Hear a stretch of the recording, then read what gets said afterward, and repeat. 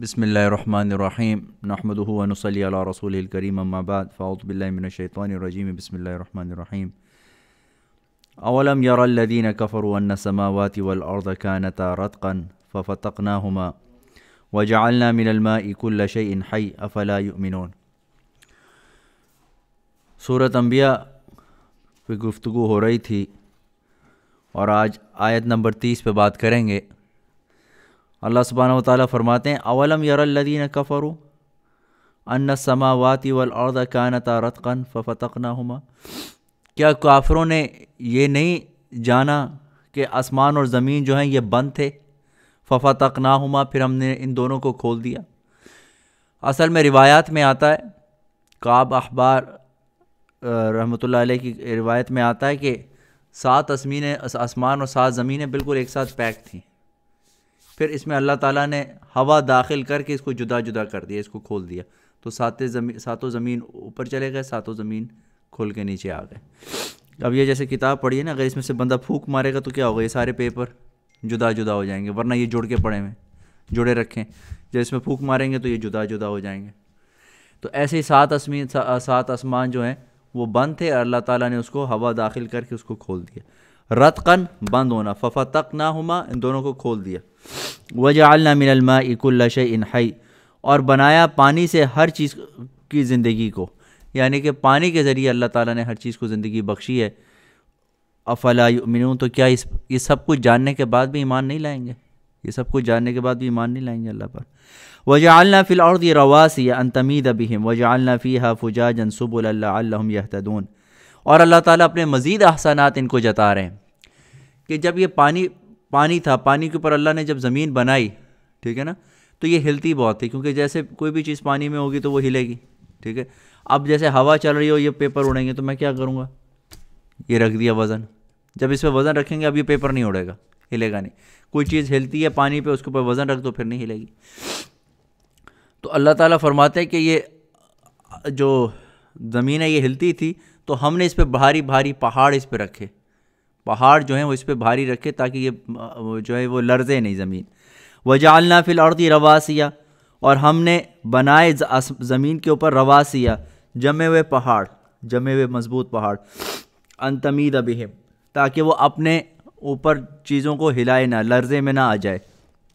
وجعلنا فیہا فجاجا سبلا، اور اس کے درمیان ہم نے بنائے راستے کھلے کھلے۔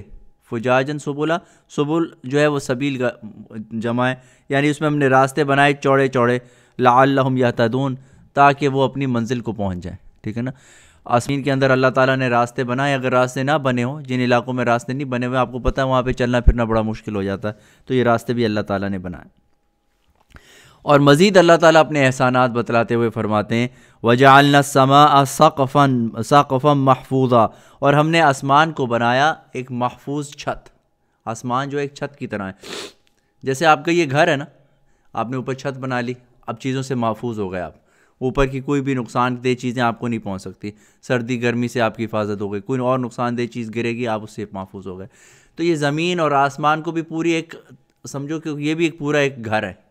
تو زمین اگر فرش ہے تو اس کی چھت آسمان ہے، تو اللہ تعالیٰ نے آسمان بنایا اور اتنی خوبصورتی سے بنایا کہ کوئی پلر بھی نہیں ہے، ٹھیک ہے نا، وہ اللہ کے امر سے ایک جگہ پہ ٹھہرا ہوا ہے، اور 7 آسمان اس طرح سے بنائے، اور اس کی وجہ سے بہت سی نقصان دہ چیزیں، اور سائنس بھی اب بتاتی ہے کہ بہت سی نقصان دہ چیزیں اس کی وجہ سے ہم تک نہیں پہنچتی۔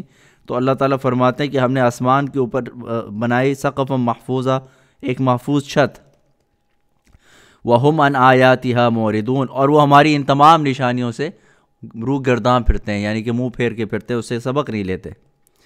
اور پھر مزید اللہ سبحانہ وتعالیٰ اپنے احسانات جتلا کے بتلاتے وَهُوَ الَّذِي خَلَقَ اللَّيْلَ وَالنَّهَارَ، اور وہی ہے وہ ذات کہ جس نے پیدا کی رات اور دن، وَالشَّمْسَ وَالْقَمَرَ، اور سورج اور چاند، كُلٌّ فِي فَلَكٍ يَسْبَحُونَ، اور ہر اپنے ایک آربٹ کے اندر تیرتا ہوا جاتا ہے، ہر کا ایک اللہ تعالیٰ نے ایک وہ سیٹ کر دیا ٹریک، اس ٹریک کے اندر وہ چلتا ہے۔ سورج جو ہے اگر اپنے ٹریک پہ نہ چلے تو آپ کا دن اور رات میس اپ ہو جائے گا، کبھی دن لمبا ہو رہا ہے، کبھی رات، آپ کو پتہ ہی نہیں ہوگا صبح کب ہونی ہے کب شام ہونی ہے، لیکن آپ کو پتہ ہے آج ہم 10 20 سال کے بھی کیلنڈر بنا لیتے ہیں، ٹھیک ہے نا، آپ کو پہلے سے پتہ ہے یار کل سورج اتنے بجے نکلے گا تو ہمیں کل فجر اتنے بجے پڑھنی ہے، اتنے بجے ظہر پڑھنی ہے، اتنے بجے. یہ کیوں؟ کیونکہ اس کا ایک فکس پیتھ ہے، ٹھیک ہے نا.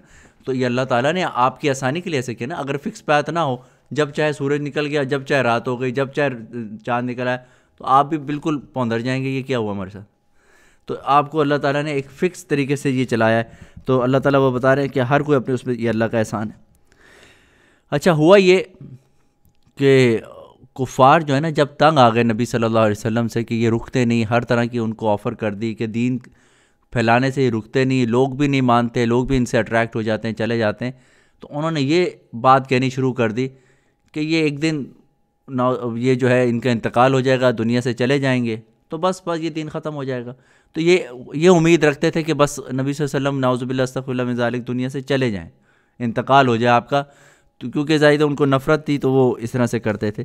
تو اللہ تعالیٰ نے فرمایا وما جعلنا لبشر من قبلک الخلد، کہ ہم نے آپ سے پہلے کوئی بھی بندہ ایسا نہیں بنایا جو ہمیشہ رہتا ہو.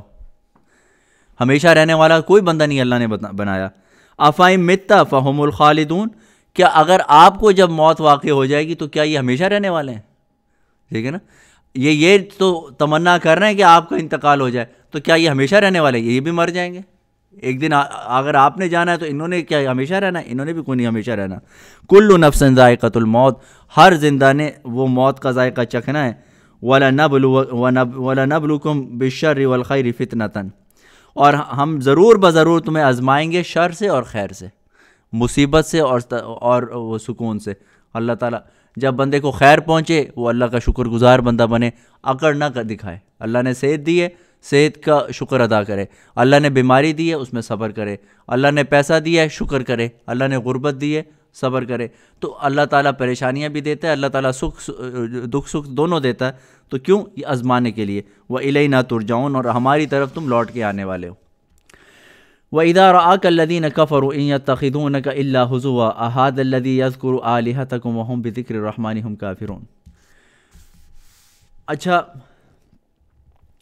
یہ آپ کو پتہ ہے کہ قبائلی سسٹم تھا نبی صلی اللہ علیہ وسلم کے زمانے میں. قبائلی سسٹم تھا. بعض اوقات آپ صلی اللہ علیہ وسلم کے جو خاندان کے لوگ تھے وہ ایمان نہیں بھی لائے تھے شروع میں اکثر، اور بعد میں بھی کچھ ایسے تھے کہ آپ کے اوپر ایمان نہیں لائے، لیکن آپ کے قبیلے کی وجہ سے آپ کی حفاظت کرتے تھے. ٹھیک ہے نا. آپ کو پتہ ہے کہ حضرت حمزہ رضی اللہ عنہ اس لیے مسلمان ہو گئے بعد میں کہ ایک دفعہ کو تو انہوں نے ڈیفینڈ کیا نبی صلی اللہ علیہ وسلم کو کہ یہ ہمارا خاندان کا بچہ، آپ ان کو کیسے تکلیف پہنچا سکتے ہیں. ابو جہل نے تکلیف پہنچائی تھی تو حمزہ رضی اللہ تعالیٰ عنہ نے سیدھا آ کے اس کے سر پہ اپنی کمان ماری کہ تم آئندہ یہ بات نہیں کرنا، فضول بات. ٹھیک ہے نا. کچھ بھی ہے میرا بھتیجا. ٹھیک ہے نا. تو یہی تھا. تو ابو سفیان رضی اللہ عنہ اس وقت تک مسلمان نہیں ہوئے تھے. تو نبی صلی اللہ علیہ وسلم پاس سے گزرے تو ابو سفیان، ابو جہل یہ سارے بیٹھے ہوئے تھے. ٹھیک ہے.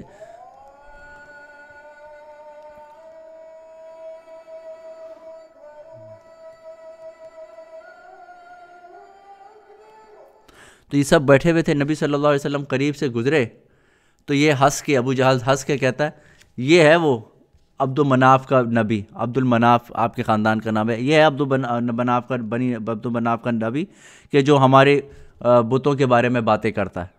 یہ بات کہی تو ابو سفیان کو بڑا برا لگا. کہتے عبد المناف میں، اگر بنی عبد المناف میں نبی آ جائے تو تجھے کیا تکلیف ہے؟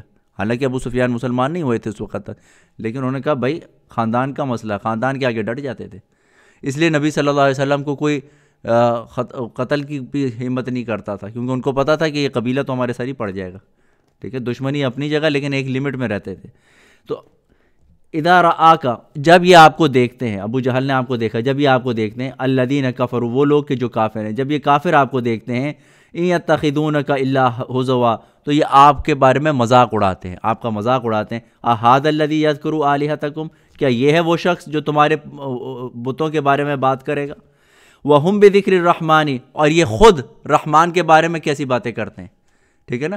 یہ بات تو ان کو فیل ہوتی ہے کہ تمہارے بتوں کے بارے میں ان کو یہ ڈینائی کرتے ہیں، لیکن رحمان کے بارے میں ان کی کیا زبان چلتی ہے وہ بھی تو دیکھو.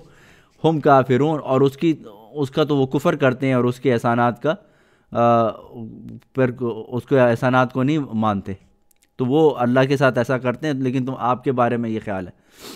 خلق الانسان من عجل، ہوا یہ کہ جب نبی صلی اللہ علیہ وسلم ان کو کہتے تھے کہ اللہ کی سزا آئے گی، تم مر جاؤ گے، قیامت آئے گی، تو یہ کہتے تھے کب آئے گی بھائی، جو آنی آ جائے، اب کب آئے گی، ہمارے دادا بھی مر گئے، وہ ان کو بھی نہیں آئی، ابھی تک ہمیں بھی نہیں آئی، کوئی کب آئے گی قیامت، یہ کب کی باتیں کر رہے ہیں۔